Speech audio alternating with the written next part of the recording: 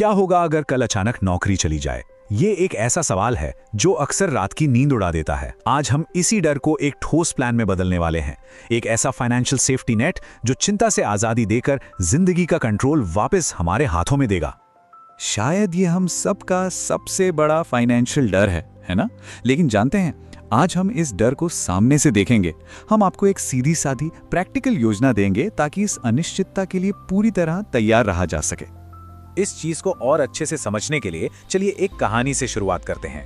एक ऐसी कहानी जो शायद बहुतों को अपनी सी लगे और जो ये बताएगी कि तैयारी करना इतना जरूरी क्यों है। तो ये है नेहा, 27 साल की हैं, एक मार्केटिंग प्रोफेशनल, और उनकी जिंदगी एकदम ट्रैक पर चल रही थी। वीकेंड प्लान्स, EMI, सब कुछ अपनी जगह पर था। सब कुछ बिल्कुल ठीक चल रहा था और फिर एक रोज सुबह फोन पर एक छोटा सा नोटिफिकेशन आता है और नेहा की दुनिया जैसे पलट सी जाती है। सब्जेक्ट लाइन में बस इतना ही लिखा था और नेहा को पता था कि अब सब कुछ बदलने वाला है। ये एक ऐसा शौक था जिसके लिए वो बिल्कुल भी तैयार नहीं थी। 40,000 रुपए हर महीने नेहा के अकाउंट में यही सैलरी आती थी। इसी से उनके सारे खर्चे, उनकी EMI, उनके छोटे बड़े सपने सब जुड़े हुए थे। और उनके टोटल सेविंग्स सिर्फ 55,000 रुपए। ये आंकड़ा एक कड़वी सच्चाई है। उनके पास मुश्किल वक्त के लिए एक महीने के खर्च से बस थोड़ा सा ही ज्यादा पैसा था। मतलब एक बहुत ही रिस्की सिचुएशन। तो चलिए अब जरा गहराई से समझते हैं कि आखिर ये इमरजेंसी फंड होता क्या है और ये हमारी नॉर्मल सेविंग से अलग कैसे है। तो सबसे जरूरी बात, ये फंड कोई इन्वेस्टमेंट नहीं है। इसे एक तरह के लाइफ पॉज बटन समझिए। इसका काम पैसा बनाना नहीं, बल्कि मुश्किल वक्त में हमें वो कीमती समय और मन की शांति देना है, ताकि हम घबराहट में नहीं बल्कि ठंडे दिमाग से सही फैसले ले सकें। देखिए, सेविंग्स और इमरजेंसी फंड में एक बहुत बड़ा फर्क है जिसे समझना जरूरी है।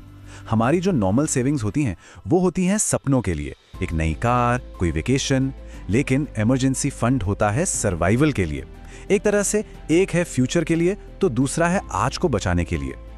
अक्सर सुनने में आता है कि 6 महीने का बफर होना चाहिए, पर क्यों?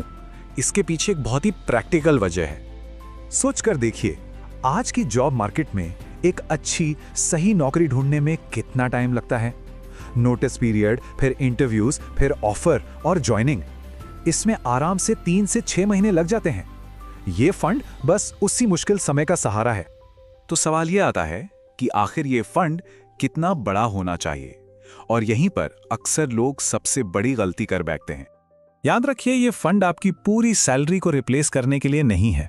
इसका काम है सिर्फ और सिर्फ जरूरी खर्चों को कवर करना, सर्वाइवल वाले खर्चे, लाइफस्टाइल वाले नहीं। तो एक सर्वाइवल बजट कैसे बनता है?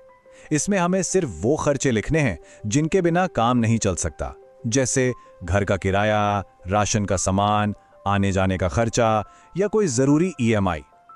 जो चीजें हम कुछ टाइम के लिए रोक सकते हैं, जैसे ऑनलाइन सब्सक्रिप्शन या बाहर से खाना ऑर्डर करना, उन्हें इस लिस्ट से हटाना होगा। अब देखिए, अगर नेहा अपनी पूरी सैलरी यानी 40,000 को 6 से मल्टीप्लाई करती है तो टारगेट बनता 2,40,000 का, जो सुनने में बहुत बड़ा लगता है। लेकिन जब हम सिर्फ जरूरी खर्चे यानी 27,000 को 6 से मल्टीप्लाई करते हैं तो असली टारगेट आता है 1,62,000। अब ये नंबर थोड़ा पहुंच में लगता है ना? ठीक है, तो अब ये बड़ा सा नंबर देखकर शायद थोड़ी घबराहट हो, लेकिन चिंता की बात नहीं है। चलिए इसे पूरा करने के लिए एक प्रैक्टिकल प्लान बनाते हैं। यहां हम एक स्मार्ट स्प्लिट तरीका अपना सकते हैं।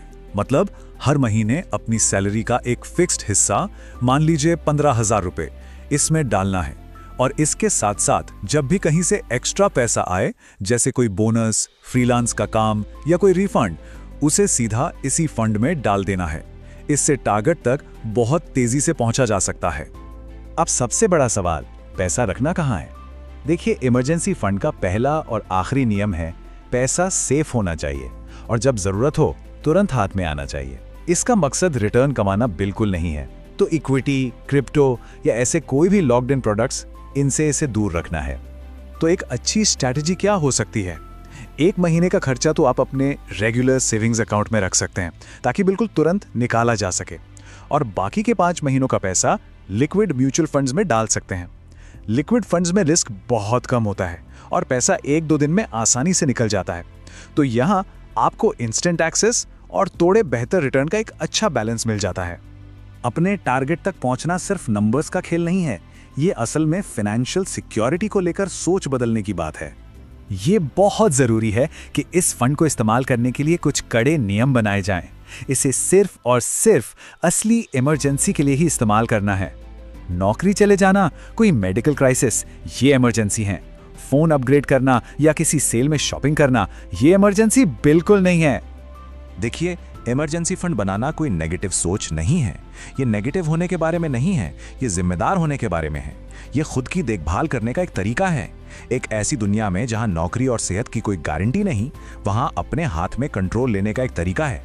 तो आखिर में इस पूरी मेहनत का असली नाम क्या है? वो है दिमागी सुकून। ये जानना कि जिंदगी अगर कोई बड़ा झटका दे भी दे तो बिना घबराए हम उसे संभाल सकते हैं। ये पैसा नहीं है, ये डर से आजादी है। ये आपको चिंता के साथ नहीं बल्कि एक प्लान के साथ जीने की ताकत देता है।